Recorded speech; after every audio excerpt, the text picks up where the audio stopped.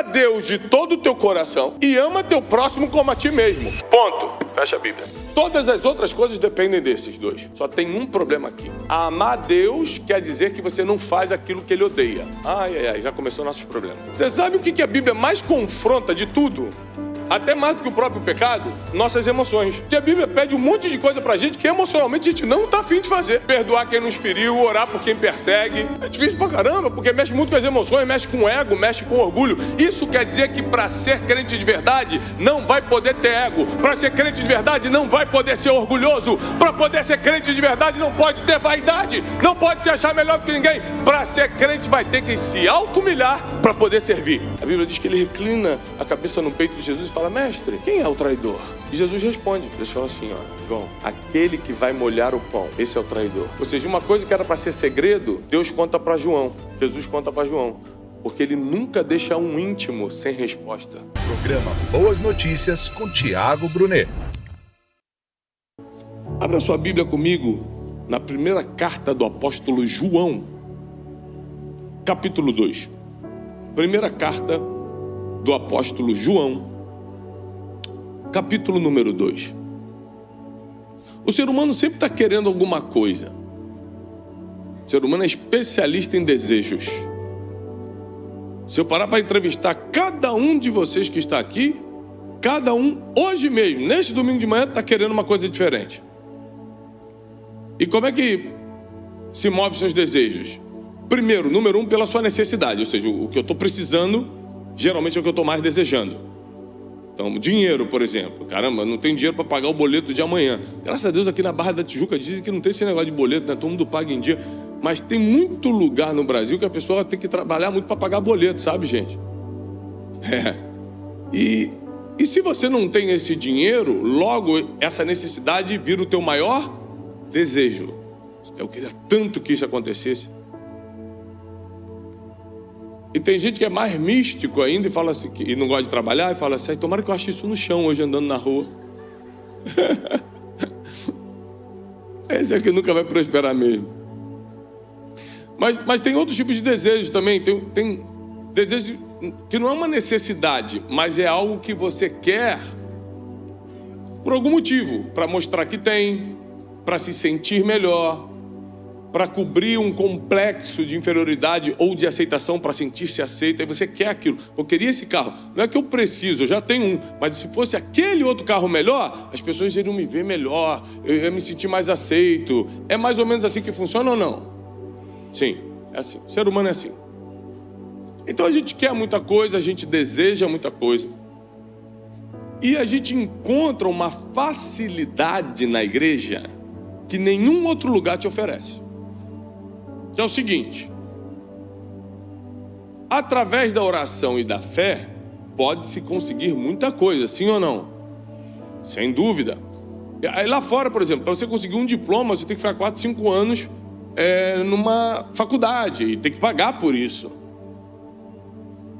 Na igreja, você pode conseguir o emprego que aquele diploma, só aquele diploma te daria acesso. Você consegue através da oração. Isso é possível ou não é? É possível também. Só que tem um problema, um porém. A gente, por ignorância, e é isso que eu quero pregar hoje na palavra, por não conhecermos a palavra, a gente corta os processos. A gente acredita que vai vir na igreja e agora tudo vai melhorar de um dia para o outro, e não é assim. Eu acredito no poder da oração. Eu acredito que a fé pode resolver qualquer coisa. Eu acredito que o melhor lugar do mundo para se estar é na igreja de Cristo. Não tenho dúvida nenhuma disso. Porém, se nós não entendermos o que nós precisamos fazer para que os céus liberem tudo aquilo que a gente espera, inclusive os desejos do nosso coração, porque a Bíblia diz que até os desejos do teu coração Ele pode atender. A vontade de Deus vai ser feita? Sim, mas a Bíblia diz que se você se deleitar no Senhor, Ele vai conceder os desejos do teu. Está escrito na Bíblia ou não está? Então pronto. Então a vontade de Deus sempre vai ser feita, mas Ele também quer fazer a tua. Ele também está preocupado com você. Ele também quer realizar teus sonhos. A Bíblia diz: nem olhos viram, nem ouvidos ouviram, Nem jamais entrou no coração do ser humano. Você não consegue nem sonhar que Deus tem preparado para vocês que o amam. Então, o que nós precisamos então como igreja é amadurecer na palavra. Se a gente começar a amadurecer na palavra, nós vamos entender como Deus trabalha, o que nós precisamos fazer, e aí nós vamos ter resultados muito melhores e duradouros. Porque tem resultados que são bons, mas não duram. Sim ou não? Por exemplo, teve gente que conseguiu casar, muita gente não conseguiu, mas teve gente que conseguiu, só que não durou. Casamento é bênção, mas teve gente que não durou, foi ou não foi? Ih, meu Deus. Você não conhece ninguém que divorciou, gente? Ah, então foi bênção, casou, mas não durou, é isso? É, acontece também. Então não é só a bênção, não é só a multiplicação, não é só meus desejos serem realizados, é também a perpetuação disso, porque eu não quero ganhar e perder. Eu não quero receber algo dos céus e depois escapulir pelas minhas mãos. O que Deus me confiou, eu vou levar até a eternidade comigo. Minha família vai junto comigo até a eternidade. Meu ministério vai comigo até a eternidade. Meus negócios vão comigo. Ou seja, o que Deus me confiou, eu vou levar até o último dia da minha vida, até eu sair daqui e entrar na eternidade. Eu quero começar profetizando: tudo que Deus te confiou, você não vai perder. O que Deus colocou na tua mão não será perdido. Nada do que é teu, teus filhos e os filhos dos teus filhos, nada será perdido.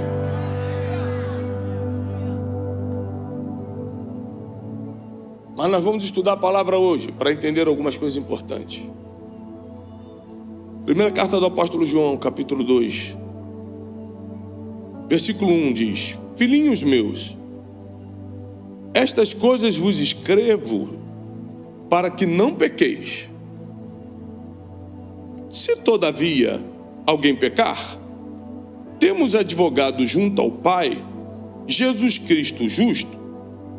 Ele é a propiciação pelos nossos pecados, e não somente pelos nossos próprios, mas ainda pelos do mundo inteiro.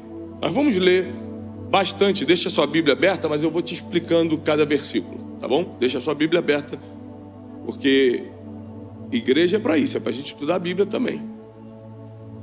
Apóstolo João, que era considerado o apóstolo do amor, começa essa carta chamando a gente de filhinhos. Pessoa amorosa, né? Filhinho, filhão, tá, coisa amorosa. Ele era apóstolo do amor. E ele começa falando: filhinhos, eu estou te escrevendo essa carta, que virou parte da Bíblia, para que você pare de pecar. Quem aqui já pecou? Levanta a mão. Já pecou? Aquele ali não pecou, né? Tá bom. Não, tem uns 3 aqui que não pecaram. Não tem problema não. Jesus pode levar agora esses 3. Certeza é o arcanjo Miguel disfarçado. Não precisa levantar a mão. Não precisa levantar a mão agora. Não levante a mão. Quem está em pecado? Só pensa. Porque são 2 perguntas completamente diferentes. Vamos repetir. Primeira pergunta: quem aqui já pecou?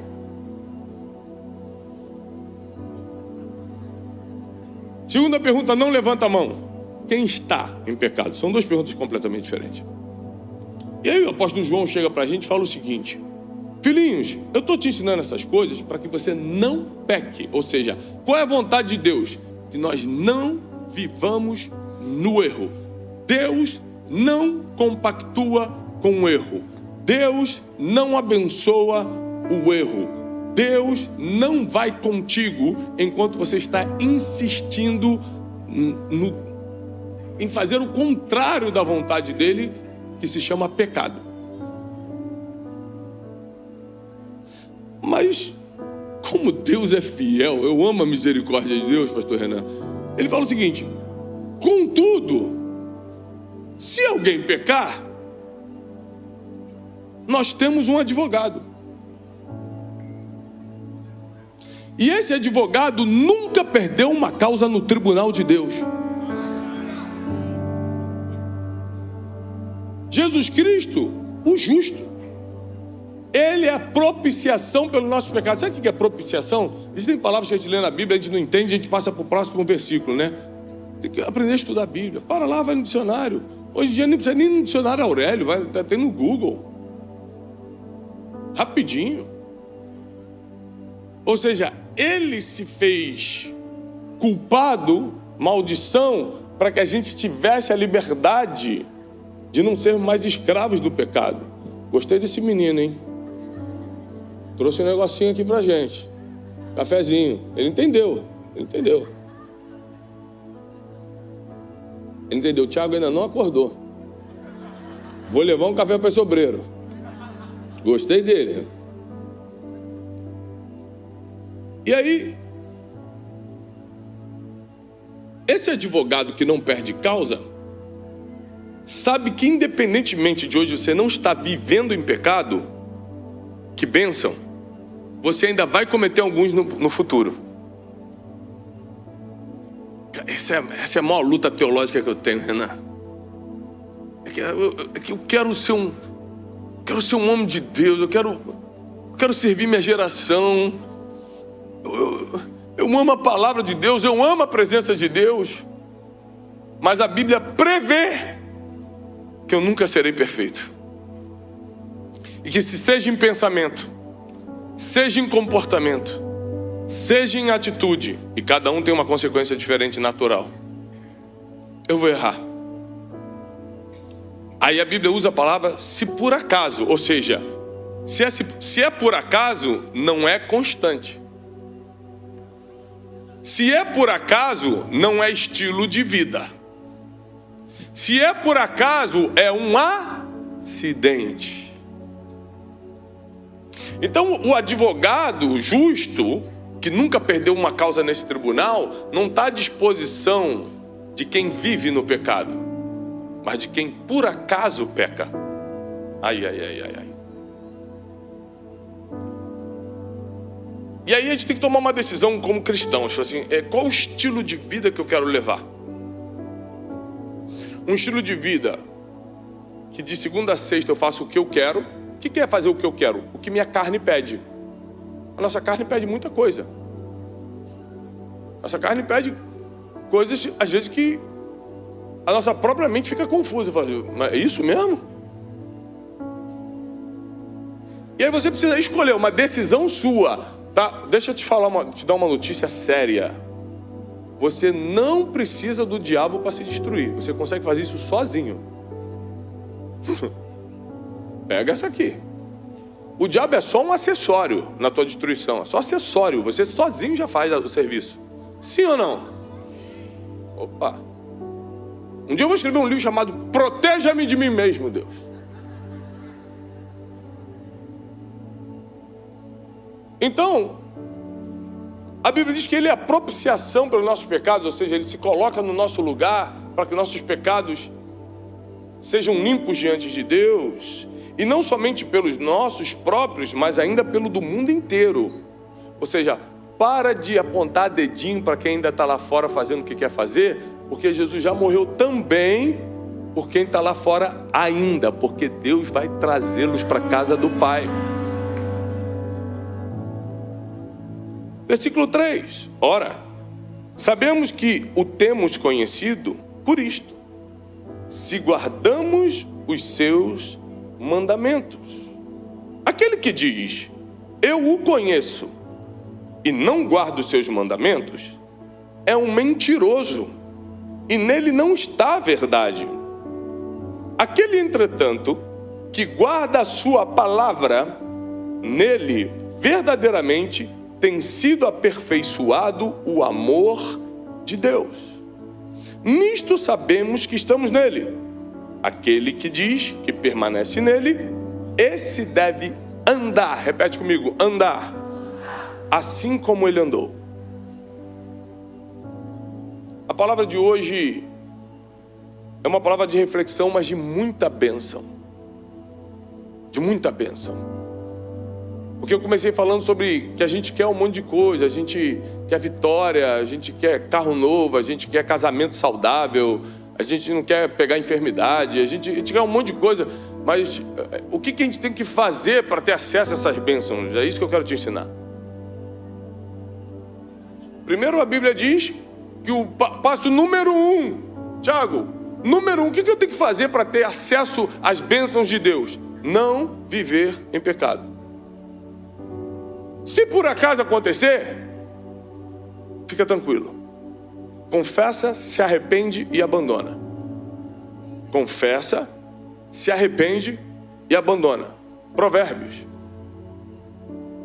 Aquele que esconde suas transgressões jamais prosperará, mas quem confessa e abandona alcançará misericórdia. Esse é o ponto básico do cristianismo aqui. Você entender isso?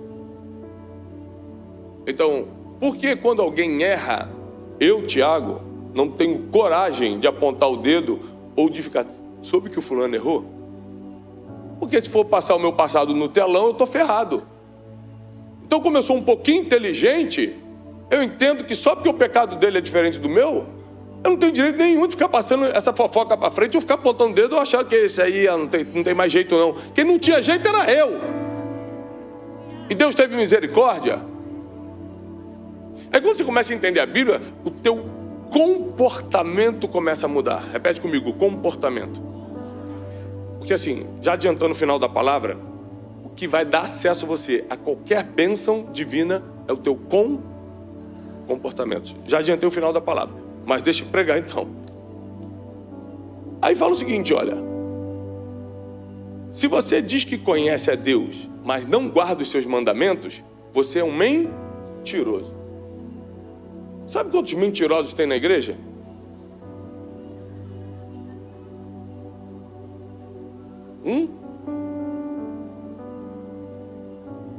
Você já viu gente que está na igreja e não fala com o outro? Sim ou não? A Bíblia diz que ele é um mentiroso. E o diabo é o pai da mentira. Já viu o estacionamento da igreja, um bateu no carro do outro, sem querer ou não, e aí o crente vai, um processa o outro. Já viu isso acontecer? Não estou falando do estacionamento específico, estou falando... Já viu o crente processar crente? Já viu alguém fazer fofoca do problema alheio? Você descobre que o fulano está com problema no casamento, aí você chama um monte de pessoa, gente, só para orar, tá? Vamos, olha, você sabia? Só para orar, ó, só para orar, que a fulana está com não sei o quê. Já viu isso acontecer dentro da igreja? Isso são as pessoas que a Bíblia chama de mentirosos. Falam que conhecem a Deus, mas não guardam os seus mandamentos. Por quê? Quais são os mandamentos, Thiago? Estão claro? São 2 só, estão na Bíblia. Jesus, quais são os mandamentos? O jovem rico perguntou para ele. Que simples. Ama a Deus de todo o teu coração e ama teu próximo como a ti mesmo. Ponto. Fecha a Bíblia. Ama a Deus de todo o teu coração e ama teu próximo como a ti mesmo. Você está cumprindo os mandamentos. Todas as outras coisas dependem desses 2. Só tem um problema aqui. Amar a Deus quer dizer que você não faz aquilo que Ele odeia. Já começou nossos problemas. Amar a Deus, não estou vendo ninguém anotando, eu estou preocupado. Porque eu fico preocupado quando as pessoas não anotam, Renan, vou te falar. Porque eu não vou lembrar de nada amanhã. Aí vão encontrar com ele na rua e falam assim, e como é que foi lá a palavra com o Thiago? Rapaz, foi muito forte, fiquei todo arrepiado. E o que ele falou? Não lembro, mas foi forte. Fico preocupado quando o crente não anota. Então, olha só, a primeira coisa que a gente precisa entender, que amar a Deus é muito difícil. Amar a Deus não é ficar chorando no louvor, não. Isso aí o bêbado entra aqui e faz também. Aí eu amo a Deus, aqui ó, como eu faço no louvor, para cá, para lá. Não, amar a Deus é não ter coragem de fazer as coisas que Ele odeia. Eu falei assim, eu quero muito isso, mas Deus odiaria que eu fechasse esse tipo de negócio. Minha carne está pedindo muito aquilo, mas Deus odiaria que eu caísse nisso aqui. Esse ambiente aqui seria até bom para eu fechar um contratinho, mas só que Deus odeia esse ambiente. E o que se faz nesse ambiente? Essa amizade aqui até me faz rir, mas Deus odeia o estilo de vida dela.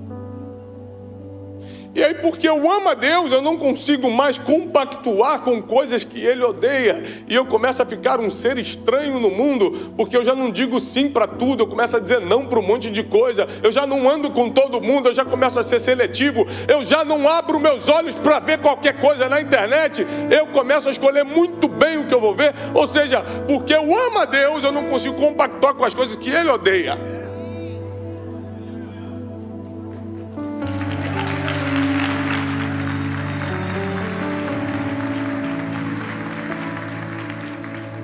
O segundo mandamento é mais difícil ainda. Porque olha só, amar Deus é um pouco mais fácil, porque Deus não erra contigo. É ou não é? Aí ele fala, assim como você tem que amar Deus, você tem que amar o teu irmão. Só tem um problema. Teu irmão, além de você ter que conviver, ainda erra contigo. Aí não. Aí é difícil.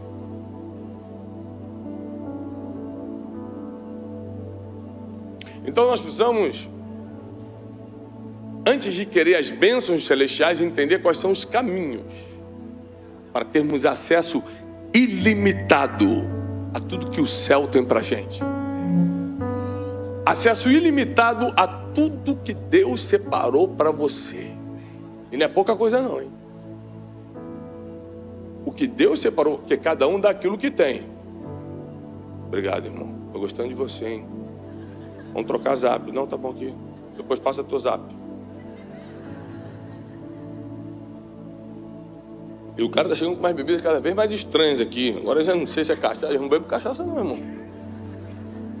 Já botou um negocinho branco. Só um pouquinho aqui, negocinho branco. Falei, água não é. Tô brincando, é água sim. E aí o segundo mandamento é muito mais difícil. Jesus diz que se eu não guardar os mandamentos e falar que conheço Ele, eu sou um mentiroso. Não, peraí. Eu conheço Deus. Eu vou na igreja.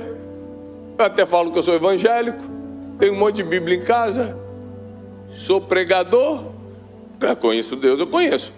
Agora, como conhecer a Deus e não ser taxado como mentiroso por Ele mesmo? Para que no tribunal ele fale assim, você é um mentiroso. Você ficou tanto acusando aquele ali que estava em adultério, aquele outro ali que deu um golpezinho, e você que é um mentiroso. E o diabo é o pai da mentira.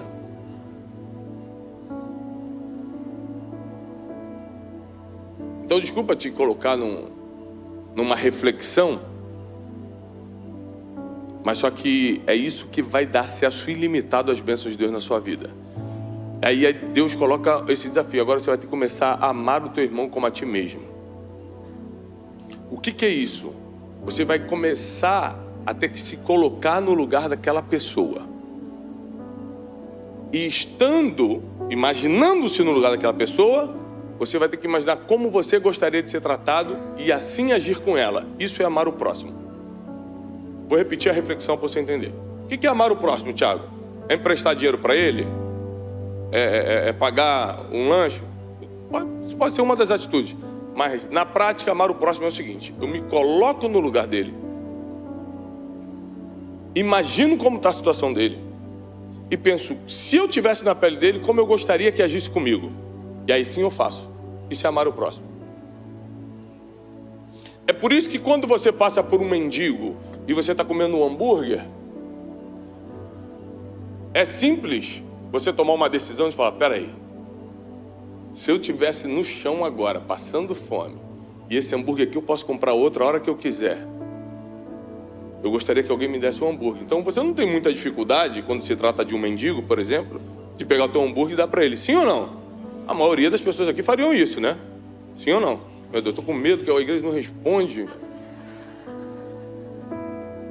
Que é uma pergunta bem simples, né? Você daria comida para o mendigo?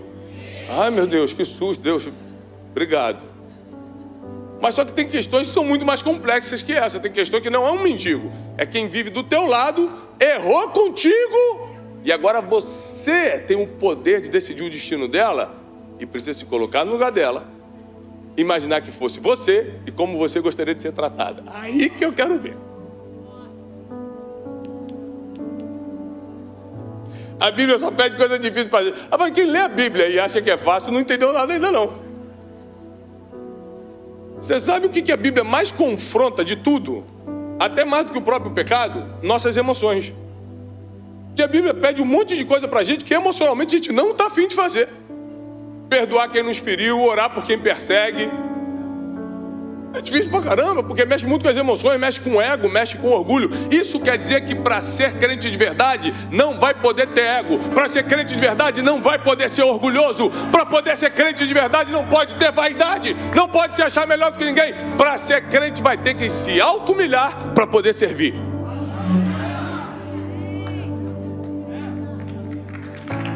É isso.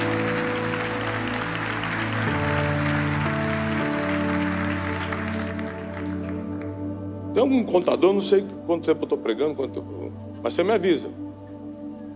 Não, me avisa mesmo, porque eu não tenho ideia das coisas não, Jorge. Aí a Bíblia diz o seguinte: mas quem guarda a sua palavra, verdadeiramente está nele, versículo 5. E o amor de Deus tem sido aperfeiçoado nessa pessoa. Isso aqui é lindo. Quem realmente diz que conhece a Deus e realmente está guardando os mandamentos, o amor de Deus está sendo aperfeiçoado na vida dessa pessoa. Essa pessoa começa a receber uma proteção que só o amor de Deus dá. Essa pessoa começa a ficar forte por dentro que nenhuma humilhação que vem de fora pega. Essa pessoa começa a ter uma proteção que inveja pode tentar, pode ir por aqui, por ali, não consegue entrar na tua vida. Essa pessoa começa a se sentir amada ao ponto de saber sua própria identidade, não negociá-la, mesmo estando numa roda de amigos que tentam te levar para outro caminho. Essa pessoa começa a sentir o amor e o aperfeiçoamento do amor de Deus de uma forma que ela tem convicção de quem é e de para onde está indo. Essa pessoa começa a conhecer a palavra e vivê-la. E porque conhece a palavra e vive, ela é santificada e purificada. E porque é santificada e purificada, começa a ter acesso que poucas pessoas têm, que são as bênçãos ilimitadas dos céus. Então, quando o apóstolo João, que para quem não sabe foi o último dos 12 a morrer, o mais íntimo de Jesus, eu considero que apesar de Paulo ter sido o grande teólogo da cristandade, uma das pessoas que a gente mais tem que escutar na Bíblia é João, porque dos seres humanos foi o que mais teve acesso ao coração de Jesus.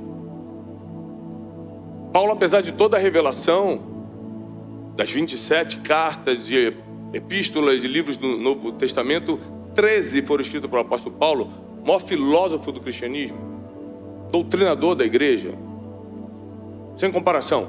Mas, se você quiser entender um pouquinho do coração de Jesus, vai estudar o apóstolo João, porque ele era o único que tinha intimidade com Jesus, a ponto de encostar a cabeça dele no peito de Jesus. Se hoje em dia, em 2025, já é meio estranho um homem, tudo bem, como é que você está, querido? Reclinado no peito do outro. Você imagina 2000 anos atrás no Oriente Médio. João tinha intimidade nesse nível com Jesus. A Bíblia diz que ele reclina a cabeça no peito de Jesus e fala: mestre, quem é o traidor? E Jesus responde. Jesus fala assim: olha, João, aquele que vai molhar o pão, esse é o traidor. Ou seja, uma coisa que era para ser segredo, Deus conta para João, Jesus conta para João, porque ele nunca deixa um íntimo sem resposta. Nunca.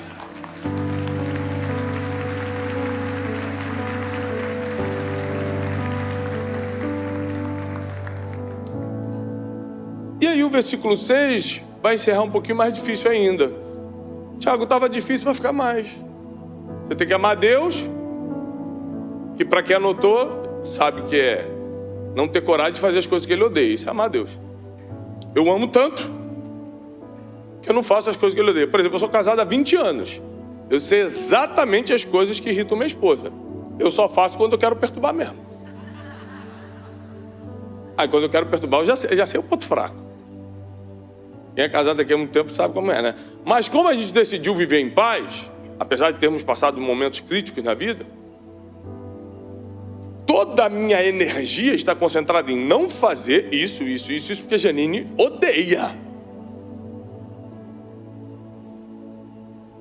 Então eu foco no que ela ama e me concentro em jamais chegar perto das coisas que ela odeia, por causa do nível de amor que a gente tem. E com Deus, se isso é assim com marido e mulher, que são carne e osso, imagina com Deus como deveria ser. Aí a segunda coisa mais difícil, amar o teu próximo como a ti mesmo. Que não importa o mal que ele te fez, não importa quem é, não importa a cor da pele, não importa se tem dinheiro ou se não tem. Não importa isso, é você se colocar no lugar dele, sentir o que ele está sentindo e pensar, no lugar dele, como eu gostaria de ser tratado. Difícil ou não? Muito difícil. Porque às vezes quando a pessoa erra contigo, ou quando a pessoa não é simpática contigo, ou qualquer coisa, você já quer mandar para o inferno e acabou. Você quer fazer igual o Tiago e João. Chegaram para Jesus, eles queriam entrar na vila dos samaritanos, os samaritanos não queriam receber Jesus. Sabe o que eles falaram para Jesus? Jesus, quer que a gente mande vir fogo do céu para matar todo mundo? Aí Jesus fala assim, de que espírito vocês são, pelo amor de Deus? Vocês estão andando comigo há 3 anos, vocês estão querendo matar os outros no fogo, metralhar. Só para você ver como é que o ser humano não é bom da cabeça. Tem que ser Jesus na nossa vida mesmo. Repete comigo, tem que ser Jesus. Senão a gente fica bem, não. Meu Deus do céu. Mas agora ele vai pedir uma terceira coisa ainda mais difícil do que amar a Deus e amar o irmão. Ah, não acredito, Tiago. Está aqui no versículo 6. Aquele que diz que permanece nele, ou seja, se você fala assim, eu estou em Cristo. Se você diz isso, se você falar, eu sou crente, eu estou em Cristo, eu sou salvo, eu vou para o céu, eu sou Bíblia mesmo. Se você falar isso, a Bíblia diz, então aquele que diz que permanece nele, então deve andar como ele andou. Pronto, aqui acabou com a gente. Sabe o que ele está falando? Você vai ter que ter o comportamento de Cristo. Aí não, aí só mesmo o próprio anjo Gabriel fazendo terapia comigo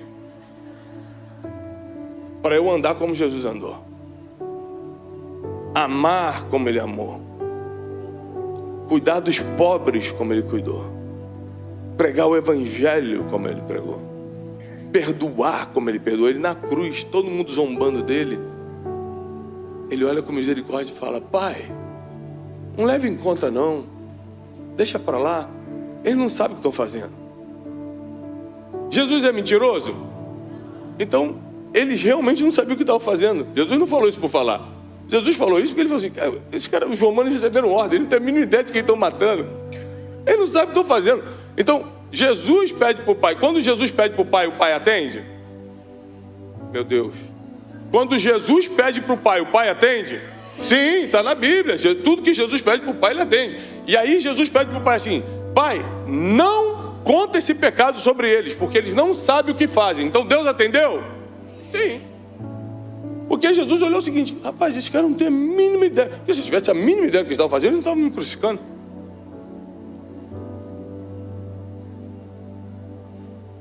Andar como Jesus é você estar na cruz, olhar para a pessoa que está te crucificando e falar, cara, vou ter que perdoar porque ele não sabe nem o que está fazendo. Ter o comportamento de Jesus não é ser todo andar perfeitinho na rua, não é isso não. É nos momentos difíceis reagir como ele reagiria. E o nosso problema, às vezes, não são nossas ações, são nossas reações. Que às vezes nas ações você até é bom, até disfarça, mas na reação, quando dão na tua cara, quando pisa no calo, quando te xingam, quando tentam te dar uma volta, quando fazem algo que você não gosta, ou pior, às vezes só te olhou torto, já vem um demônio aqui, te toma rapidinho. Quem é você para falar assim comigo? Aqui não tem isso não. Dizem que é mais em Jacarepaguá, que acontece muito. As pessoas ficarem endemoniadas em segundos e dizem que são de Cristo. E começa a brigar, e começa a fazer besteira, e começa a falar besteira. E por que eu estou pregando isso? Porque a Bíblia diz que se a gente conseguir amar a Deus, falar, guarda os mandamentos, né? Amar a Deus, amar o próximo e andar como ele andou, o amor dele vai permanecer na gente e vai nos aperfeiçoar. Gente, isso é uma recompensa muito forte. Porque, presta atenção, se o amor de Cristo fica em mim e me aperfeiçoa, todo mundo vai querer andar comigo. De 100 negócios na frente melhores que o meu, vão querer fechar comigo. Já parou para pensar nisso? Por quê? Porque as pessoas percebem que tem algo diferente em você, elas querem você. Por que os fariseus ficavam nas sinagogas, onde estava a galera, ficava na sinagoga de Jerusalém tentando pregar e tinha 10 pessoas só escutando? Jesus ia se esconder no deserto e 5.000 pessoas iam atrás dele. Está escrito na Bíblia, por quê? Porque o jeito que ele falava, a forma que ele falava, era como quem tinha autoridade. Ou seja, a graça divina está sobre a tua vida. E é isso que é o amor de Deus se aperfeiçoando em você. O jeito que você fala, o jeito que você faz, no seu trabalho, no teu negócio, na tua família, tudo tem graça. E quando as pessoas olham para você, elas se conectam imediatamente. Então tua vida começa a melhorar porque as melhores amizades se aproximam, os melhores negócios te perseguem, as melhores oportunidades começam a se abrir, porque o amor de Deus está se aperfeiçoando em você. E a grande recompensa, que o apóstolo Paulo diz que se a nossa esperança se resume apenas nesse mundo, nós somos os mais miseráveis dos homens. É que não importa se a gente vai morrer amanhã. Não faz diferença nenhuma se a gente vai morrer daqui a 10 anos, daqui a 30. Porque na hora que eu fechar meus olhos na terra, eu vou abrir instantaneamente na eternidade. Na hora que chegar o nosso momento, levando essa vida aqui que eu estou pregando, não é só acesso enquanto estamos na terra às bênçãos divinas, é acesso ao próprio Deus na vida eterna. Porque a gente precisa ter o equilíbrio de entender as duas vidas. Se a gente só pregar a vida eterna, tem gente que para até de trabalhar. Aproveita que é preguiçoso e fala, já que Jesus está voltando, vou ficar em casa, é Ele que mande a provisão. Se pregar só a vida terrena, a gente esquece do melhor, da melhor parte, que é a vida eterna. Mas a Bíblia é equilíbrio. E nessa mensagem de João, ela te dá acesso às duas vidas. Se você permanecer nele, se você quiser dizer, porque é o seguinte, isso aqui é totalmente opcional. Ele está falando, se você quer dizer que anda nele, tem que ser assim. Se não, só não fala que é crente e não queima a gente. Mas fica calado. Tira do seu Instagram, servo de Yeshua. Para de queimar a gente. A gente está lutando para levar uma palavra. E você só porque acha que ser cristão está na moda, está arrebentando com a gente. Porque não se comporta como Jesus se comportou. Porque não anda como ele andou, porque não perdoa como ele perdoou, porque não ama Deus sobre todas as coisas, porque não ama teu irmão como se fosse você mesmo. Mas para aqueles que andam, eu tenho uma palavra profética. Agora eu posso profetizar. Eu só acredito em profecia, pastor Renan, depois que o povo entendeu a Bíblia. Porque para dar certo tem que estar escrito. Senão pode ser só coisa da nossa cabeça. Então eu vou profetizar sobre você. A primeira coisa que eu declaro sobre a tua vida: a partir de hoje, você vai caminhar como Jesus caminhou. O teu jeito de andar vai denunciar que lá vai uma pessoa que segue a Jesus. O teu jeito de agir, o teu jeito de fazer negócios, o teu jeito de tratar as pessoas, como você trata a tua própria família, vai denunciar que você é um servo de Deus. Eu profetizo que por causa desse teu comportamento, as bênçãos celestiais vão ser derramadas na tua vida. Vou produzir algo mais forte. Olha o que Deus está botando aqui na minha mente agora. Você nunca mais vai correr atrás de bênção. Elas vão começar a te perseguir. As bênçãos vão começar a correr atrás de você. É isso que vai acontecer a partir de hoje. Quando, Tiago? Agora. Quando, Tiago? Agora. Quando? A partir de agora.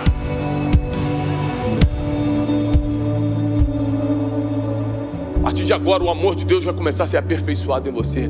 A gente sabe que a gente não é perfeito. Então o amor de Deus que tem que dar um jeito de nos aperfeiçoar. A gente não tem como sozinho. Lendo livro de filosofia a gente não vai ser aperfeiçoado não. A gente vai entender uma coisa ou outra.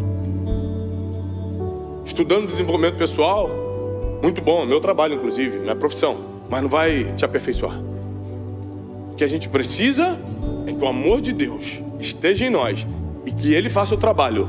Porque se Ele não fizer, não tem jeito nenhum da gente dar certo na vida.